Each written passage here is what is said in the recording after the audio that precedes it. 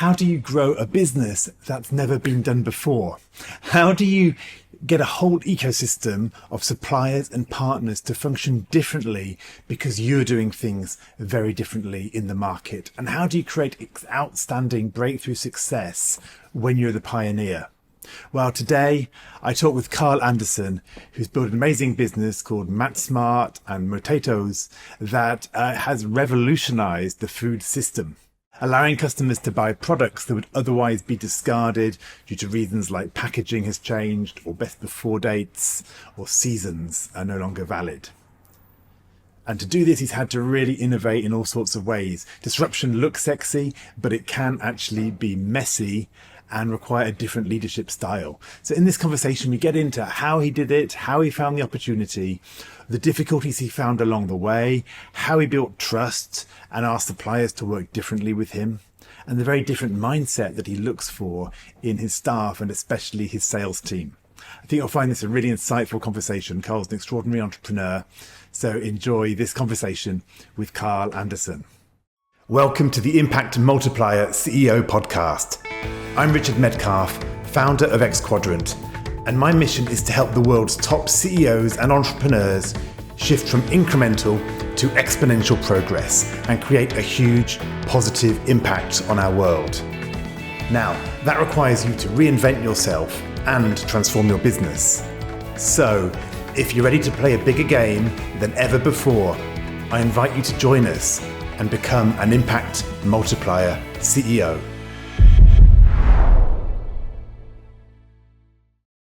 Hi, Karl, and welcome to the show. Hi, thank you so much for having me.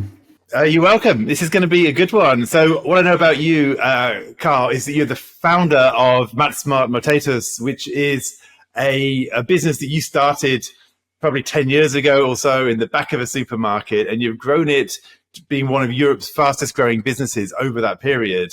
To about 200 employees, about 1 billion Swedish krona, which I guess is around 90 million euros, if I've calculated that correctly. And you're really scaling a really impactful business model to avoid food waste and so forth. And we'll kind of get into that. And so it's a fascinating story. And I know it's been a messy ride, and that's really what we're going to explore today, because you've been really disrupting a business model, right? Really doing things which nobody else has been doing. So let me just start what was the kind of key moment, or what was the story that led you to found this business in the first place? Because it's always important, right, to see where does the business idea first come from. Yeah, thank you so much. Thanks for that intro. Yeah, no, I mean,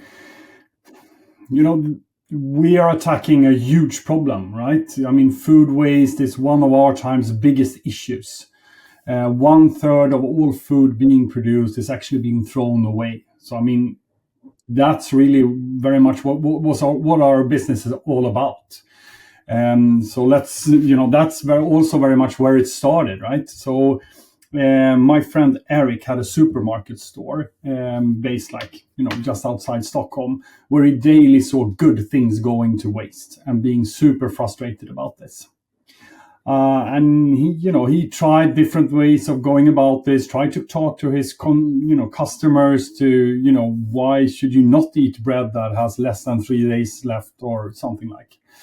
And so when one of his suppliers, called him up and said, I have this huge problem with this Christmas Coca-Cola or Christmas soda, and it's now springtime and no one wants to buy it anymore. Could you help me out a bit?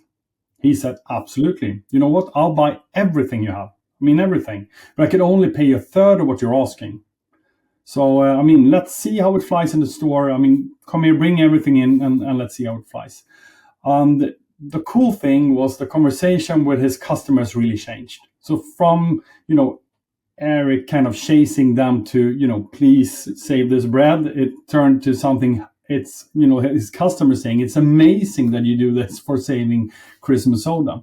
So that was the very origin about it. And this got Eric a lot of confidence of trying other things. So he started to call his other, suppliers to see if they had any problems. And, some and in the end, all of them had some kind of problem. The cool thing was that he got all of these exciting offerings and special flavors and all of this. And after a few months, he got to be the guy that had a store with the exciting assortment. So customers, kept coming into the store, so the frequency went up. The few things that wasn't as good was the average order value dropping a bit, and maybe the spillover effect for a normal supermarket didn't really happen. So he gave me a call, and he told me all about this, and we sat down to understand what is this idea and how can we scale it. And the first thing we saw was, of course, all the food being wasted could never be tackled in that little store. That was the first thing. The second thing we saw was that the deals and the flavors, the excitement, all of that. I mean, people love that, right? I mean, just look at Cyber Monday, Black Friday, all of these things, right? And to that, we saw that food online was about to open up a bit. So we said to ourselves, let's try to do this. Let's try to keep it all online. Let's try to reach as many people from the very beginning as possible. So let's only do dry goods, so soda, soft drinks, rice, pasta, all of these kind of things, right? Covered things. So that was very much the origin, I guess. Yeah. So fascinating story. So what I'm hearing is that actually it was this initial experiment, bit of a risk, right? It was like, I'm going to buy this stock of cola, not knowing if I'm actually going to be able to sell it in the volume quick enough. So a small measured risk, but it wasn't too bad, right? And then on the success of that created confidence. It's really interesting, right? Because often it's the courage that comes first, and then the confidence comes because you see there is some traction. And then what I love as well is that you then kind of identify that there are these kind of strategic pillars which create a business model, right? So, this food is going to have zero value in a few days. People love a deal, and online gives us the ability to actually reach many more people than most supermarkets can reach, because there isn't the geographic restriction. So that's different, right? You're serving them because you're providing a reach that they don't have in the store. So yeah, fascinating. Okay, so that's kind of how it begun. And obviously over the last 10 years, you've seen huge success. You're scaling into different markets. You've built a profitable business in a market. Food retail is not known to be a highly profitable sector, right? I mean, it's very thin margins, and you're kind of operating at the edges of this sector. So it's really fascinating that you've been able to do this. But kind of like, what's been difficult? What was difficult about? What were the big challenges as you started to build this business, which was like a new way of doing things, selling kind of out-of-date products, out-of-season products? People weren't doing this. So what did you actually encounter as you tried to build this business? As in many other businesses, kind of trying to disrupt the way of doing things, I guess you face a lot of challenges. But the first thing that, came to us was, how can we actually ship this to consumers, right? I mean, we started the business in Sweden, and be able to ship it from the far end to the far south, I guess. I mean, there are challenges just getting there. So we also understood that if we need to build our own fleet of lorries and going up and down the country, that would be too expensive. So we wanted to use the third-party logistics such as DHL and others. So we started to call them and to see if they were up to supporting us on this. But at that time, no one was doing this, and there was no shipping of food, through normal, services like that. And no one wanted to take on our food, given that if our boxes of food breaks, the jam, the soft drinks or everything like that will, drip down into or drizzle down into the expensive goods that they order from someone else, right? So no one wanted. So we really needed to chase someone down to get us get a service. So how did you overcome that? Was it about reassuring them that actually these was not going to drip, that or was it actually just finding somebody who was okay to take the risk? Yeah, I mean, in the end, we couldn't get through the normal customer support, let's say, or the normal way of finding a service. I needed to search through LinkedIn to find a high executive that I could really explain what we were trying to build. And in the end, that worked out really well. But we hit a few walls going there, and it was only in the end one company that could support us. Actually, now nowadays everyone wants to work with us. Everybody wants to, yeah. It's too late now, right? Yeah. Yeah, I guess. Yeah, well, that's really fascinating, actually. So, I mean, first of all, that great point, right? That sometimes when you're being disruptive, it is a skill and it is a game of influence. You have to get yourself into new rooms, higher rooms. One of the things I spend my time doing, often with my clients, actually, is like, what are the rooms that you're not in right now that would change everything if you were there? I often run a session called "The President is on the Line," which is like, how did you get into the rooms with the people that would change everything? One of my clients, we had lunch with him, and he said, "I've got a really boring operational meeting I've got to go to after this lunch." That's how he kind of started off the meeting. It didn't sound very exciting, right? Anyway, we're talking. It turned out, and he said, "Oh, I love Bill Gates' new book." He was in the climate change space, basically, and he's a very big hitter in Europe. He does, he's really running a massive company in this space. And I said, "Oh, do you know Bill Gates?" And he said, "No." I said, "Well, you should. Like somebody like playing at your level with the business that you've built, you should know Bill Gates. I'm sure you could get a lunch with Bill Gates." And he said, "Oh yeah, I probably could actually. Now you say that." And he said, "That would be a lot more fun than going to this boring operational meeting." But I was like falling off my chair. Like, how many people in the world know they can get lunch with Bill Gates? And he wasn't doing it, right? So he wasn't getting into that next room. So that was what kicked mind as you're sharing this story about, go to LinkedIn, find the person, build a new relationship, get into a different room that can make it happen. And the other thing came to my mind, which is just more of a humorous aside. When you're talking about the difficulties of shipping all this food, it reminds me of a cartoon I saw many years ago, which was around a pizza delivery service that was run from a call center, in the other side of the world. And so when you order pizza, they literally would like get some person onto a plane holding your pizza to kind of fly it to you, and obviously it ended up cold and everything else, but it just reminds me of that. So yeah, it's difficult, right? Transporting these kind of products. Yeah, really are. And I mean, you often forget, I mean, in our business, and especially in the beginning, I mean, we're selling Coca-Cola and pasta, right? And what they cost. And I mean, to ship just a Coca-Cola and a I don't know, a bag of pasta or rice or something to you, I mean, that's expensive. So we need to buy a lot of these to actually make it worth our while. So that took us up time. So what did you find? Did you find that people, would they buy like really huge quantities, or did you manage to figure out ways of combining people in a certain town to reduce the shipping costs and doing drop-offs? How did you? We needed to find that sweet spot, right, where the price is right, and you buy also the quantity you're looking for, and for us that was also super important. So we can't sell you one Coca-Cola, obviously, right? We need to probably sell you a 6-pack or something like, right? Preferably a full 24-pack or something like that, right?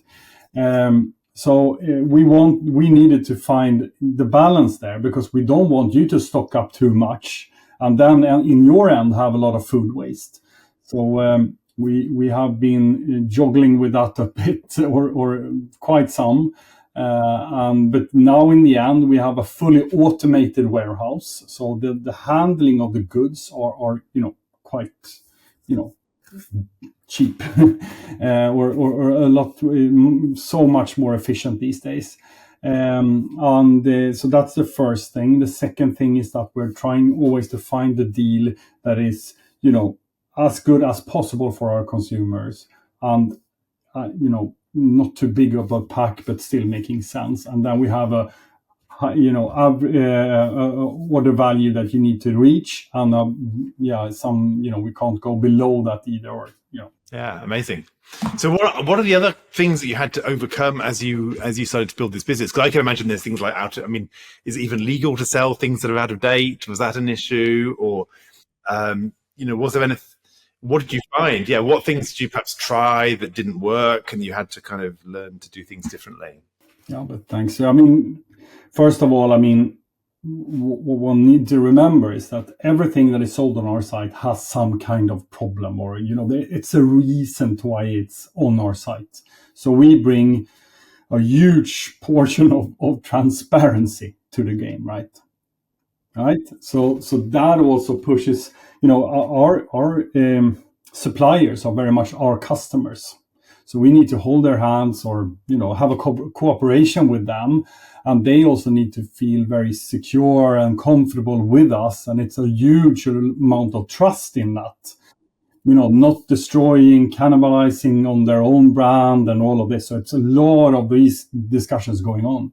So when we started the business, the conversation I was having in the beginning was very much, great of you to call me, the supplier said, and it's a great idea.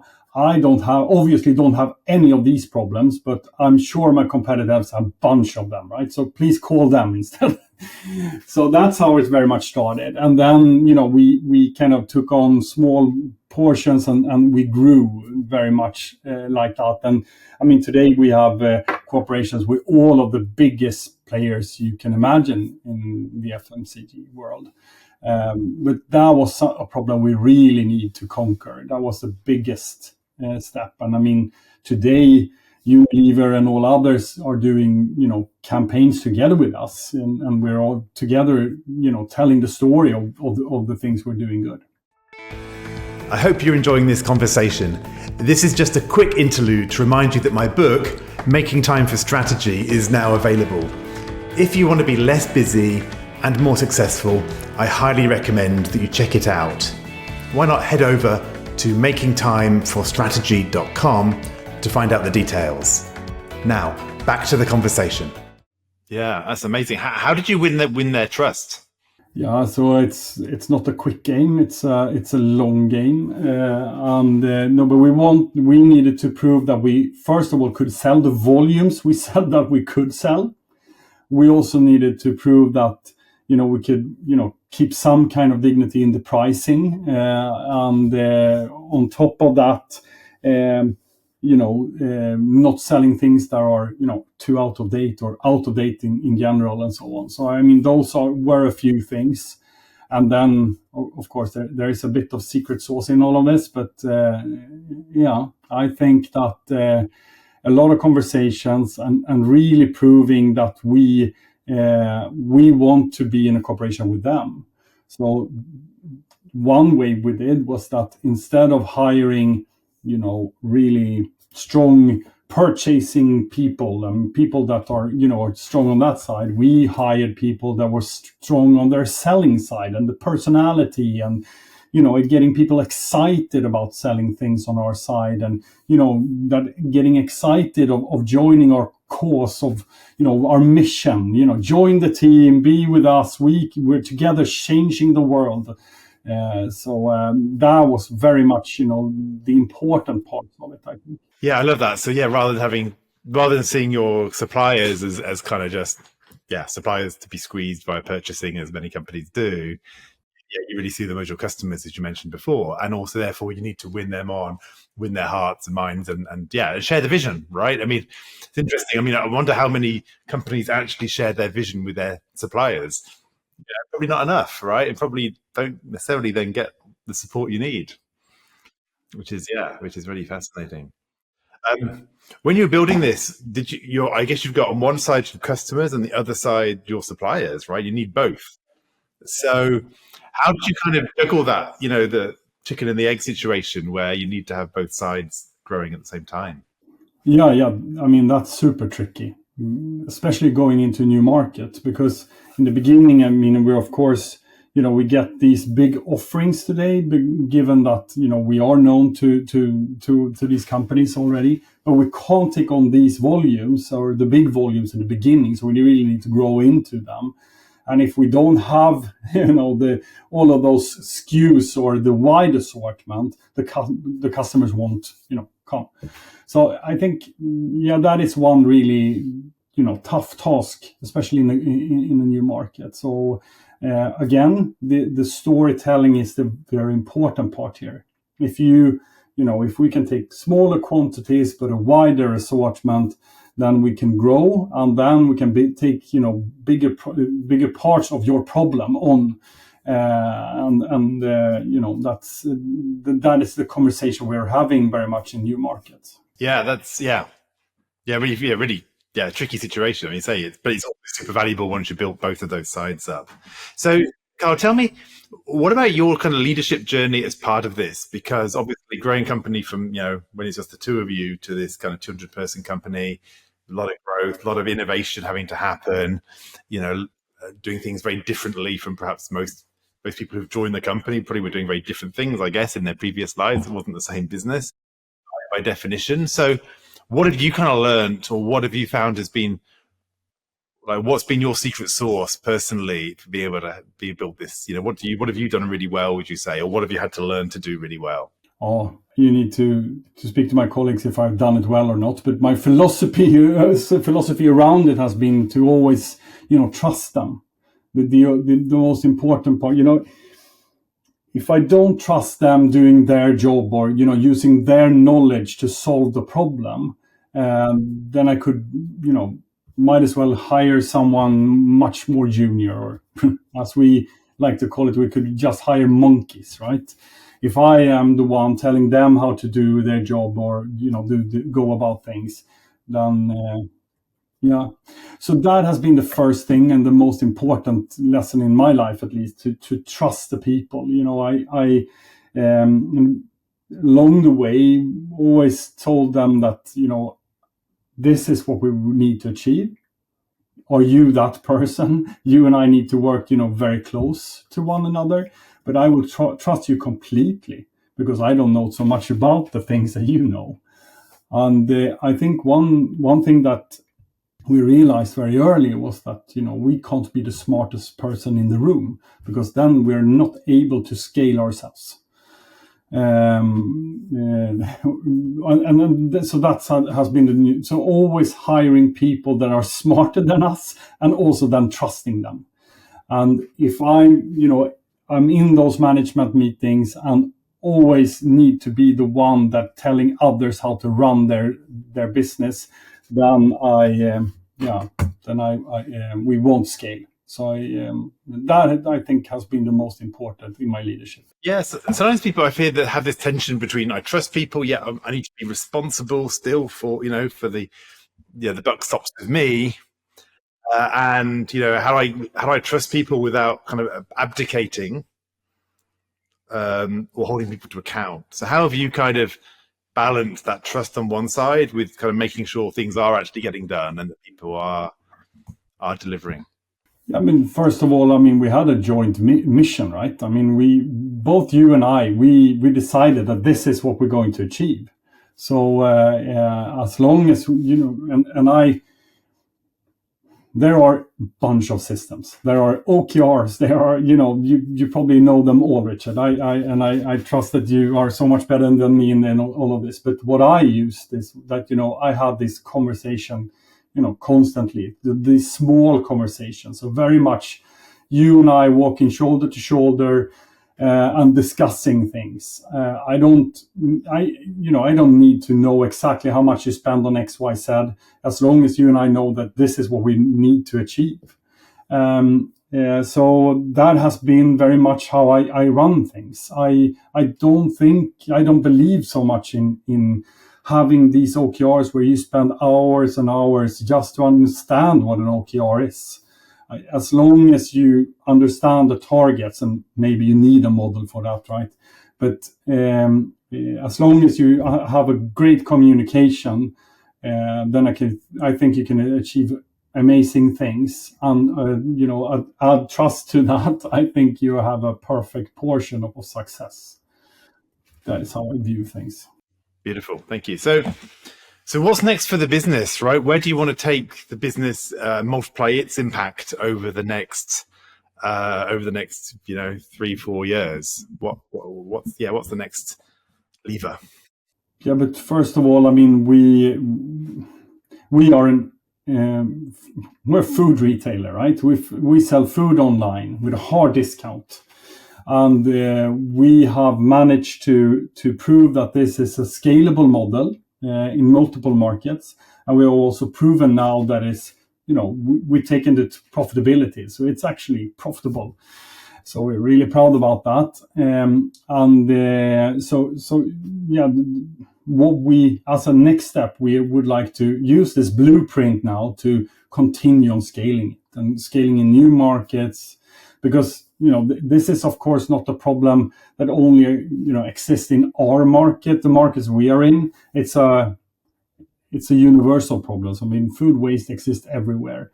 It's just a matter of putting a nice model together and how to deal with it. And I know that our model is not the one that's changing the full world, but at least we could have an impact on how people think about food waste, and also we could be a support for the big companies actually. So no, I think we've proven that this is a European scalable model, and very much I would like to continue to prove that this is a global model. Yeah, amazing. So I know that as you do that, I know that you've stepped down from the CEO role to focus on the board level.